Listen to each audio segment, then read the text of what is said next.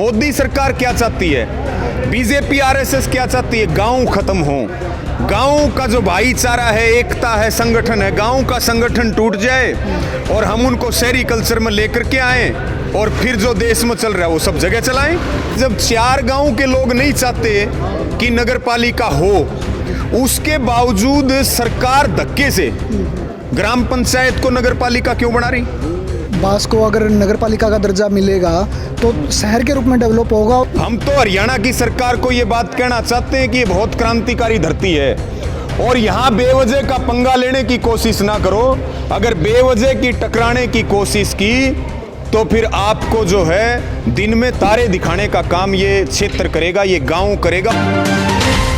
नगर पालिका को रद्द करवाने को लेकर ग्रामीणों का जो धरना चल रहा है, वहाँ पर रवि आजाद जी पहुँचे हैं। कि सभी दर्शकों को राम राम जी। किस मुद्दे को लेकर यहाँ आए और ग्रामीणों की किस प्रकार से आप मदद करोगे? देखिए, मुद्दा तो सभी को पता है। पिछले 22 दिनों से यहाँ आंदोलन चल रहा और नगर पालिका रद्द हो, जो जबरदस्ती 4 गांव के ऊपर थोपी जा रही, ग्राम पंचायतों को तोड़ करके और शहरीकरण करने के लिए, अपना राजनीतिक लाभ उठाने के लिए नगर पालिका का बास को दर्जा दिया गया। और पिछले 22 दिन से जो आंदोलन चल रहा वो एक सीधी सीधी मांग है, तो बहुत बड़ा मुद्दा है। पिछले 22 दिनों से ये आंदोलन पे हैं, हम इस आंदोलन के समर्थन में हैं, इस आंदोलन के साथ हैं। तमाम जो गाँव के नौजवान हैं, किसान हैं, बुजुर्ग हैं, माताएं बहनें हैं, सब 36 जात मिलकर के इस आंदोलन को लड़ रहे। और जो मजबूती के साथ ये फैसला लेंगे, जो यहाँ की कमेटी फैसला लेगी, हम उस फैसले के साथ कंधे से कंधा मिला करके इनका साथ देने का काम करेंगे। ये आश्वासन आज हम प्रधान जी खड़े हैं, पूर्व सरपंच भरत सिंह जी, इनको और तमाम जो यहाँ आंदोलनरत जो लोग हैं सबको दिया।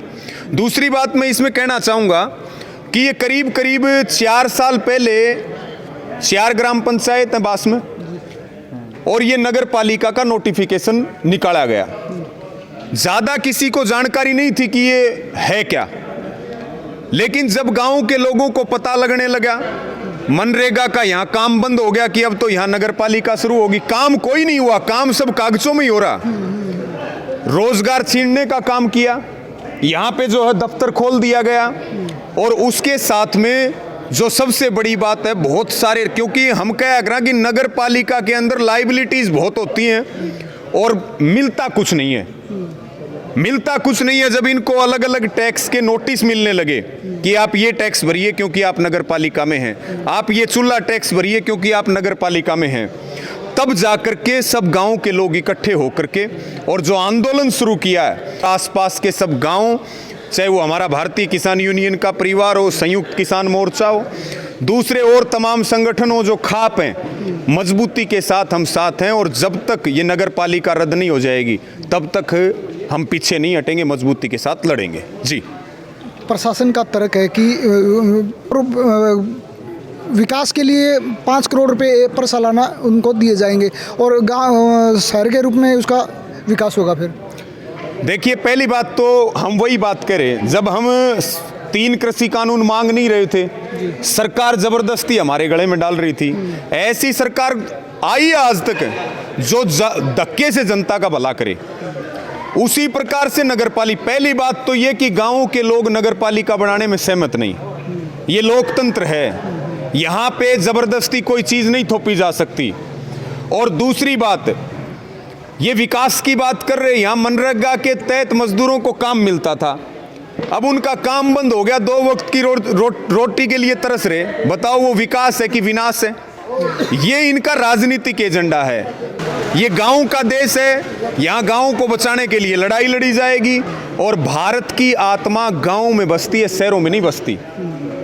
दिन से अनशन पे बैठे संदीप जी हैं, जिन्होंने आज 8 दिन के बाद इनका अनशन ग्रामीणों ने बिल्कुल दबाव दे के खुलवाया गया है। इनसे भी बात करेंगे। जी बताओ जी।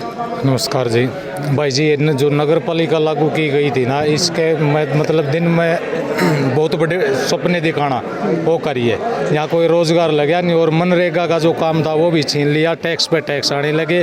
गांव वालों को पता नहीं था। अब वे जब हर एक घर के ऊपर एक पर्चा चेपिया गया नहीं टैक्स का, तब पता चला कि इसमें इतनी मतलब कमियां हैं। और 4-5 दिन पहले फिर एक अखबार में आ रही थी कि अगर किसी ने भैंस रखी तो 6 महीने की जेल और 5,000 रुपये जुर्माना लगेगा। तो गांव के अंदर दूध नहीं रहेगा, लस्सी नहीं रहेगी, गरीब लोग अपना भैंस पालते हैं, अपना काम चला रहे हैं, तो ये भी नहीं है मतलब अच्छा चल पाओगा। और दूसरी बात ये कहना चाहूँगा कि जो 5 नंबर वाली बात है वो तो आपको कई बार बता चुके हैं हम, वे नहीं मिलते। फिर एक जो सरकारी स्कूल है जिसमें 10 रुपये फीस थी, उसमें 11वीं 12वीं की 500 से 600 रुपये फीस। जो उसके सब क्या नाम है साइंस वाले हैं उनके, संस्कृति मॉडल स्कूल, हाँ वो बना दिया। उसमें अब गरीब का बच्चा कैसे पढ़ सकेगा। तो बस यही थी हमारी, या नगर पालिका रद्द करवाई जाए और ये जो भी ग्राम पंचायत है इसको बहाल किया जाए। और अनशन का ये था कि अनशन हम 8 दिन से यहाँ पर बैठे थे धरने पर 2 भाई। और तो आज पूरा गांव 36 बिरादरी पर हमने पूछ के उन्हें कहा कि ये सरकार एक मतलब तानाशाह सरकार है, इसके चक्कर में हम हमारे बच्चों की जान नहीं खोना चाहते। प्लीज़ हाथ जोड़ के कह रहे हैं कि आप अनशन को ख़त्म कर दो। तो हमने भी अपने गाँव की 36 बिरादरी का भाईचारा पर पूछ के हमने अपना अनशन समाप्त किया। इसलिए हम, और ये जारी रहेगा जब तक हमारी मतलब लिखित में नहीं आ लेता और हमें पूरा आश्वासन नहीं मिल देता, तो यही मंडी में मतलब धरना जारी रहेगा। और ज़रूरत पड़ी तो कल हम तहसील को भी ताला लगा सकते हैं, जैसे केडी चौपटा में चल रहा है ऐसे ही। धन्यवाद।